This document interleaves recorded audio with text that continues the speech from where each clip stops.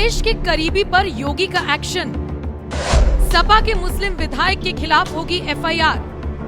पकड़ी गई ऐसी भयंकर गलती, दंग रह गए सब।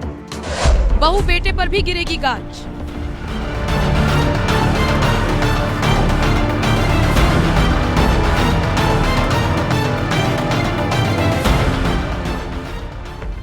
उत्तर प्रदेश में 37 सीटें लाकर अपनी पीठ थपथपा रही समाजवादी पार्टी वही गलती कर रही है जो उसने यूपी की सत्ता में रहते वक्त की थी, जिसका खामियाजा उसे सत्ता से बेदखल होकर भुगतना पड़ा था, जिसकी दुहाई आज भी प्रदेश की जनता देती है और सपा के राज के फिर से लौटने के सवाल पर कान पकड़ लेती है। एक बार फिर सपा नेता बेलगाम होकर आम लोगों को परेशान कर रही हैं। सपा विधायक अपनी ताकत का इस्तेमाल कर आम जनता की जमीनों को हड़प रही हैं, उन पर अवैध कब्जे कर रही हैं।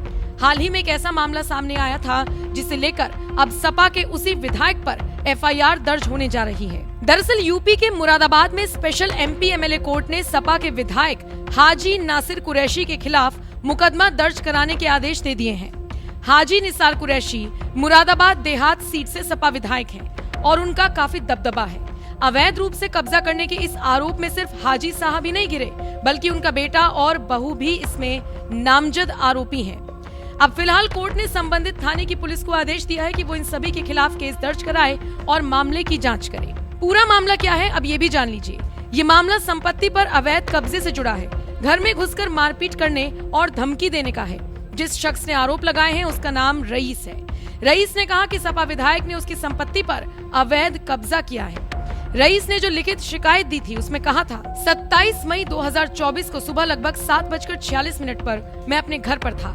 तभी मैंने देखा कि मेरे प्लॉट पर कई लोग कब्जा करने के लिए आए हैं। आरोपियों के पास नाजायज तमंचा, चाकू और लोहे की रॉड। आरोप तो ये भी है कि अखिलेश यादव के इस करीबी विधायक का जब रईसी के बेटे ने विरोध किया तो उसे भी पीटा गया, गंदी गंदी गालियां दी गई और जान से मारने की नियत से उस पर हमला किया गया।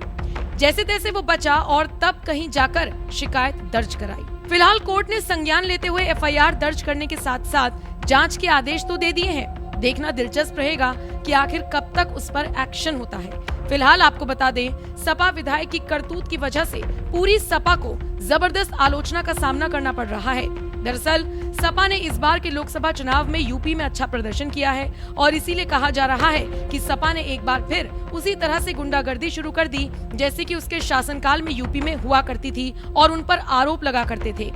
निश्चित तौर पर एक मछली पूरे तालाब को गंदा करती है और यही हाल अब सपा का है। फिलहाल जो भी अपडेट आएगी इस पूरे मामले को लेकर आप तक पहुंचाएंगे। बाकी आप इस खबर को किस तरह से देखते हैं, कमेंट करके अपनी राय हमें जरूर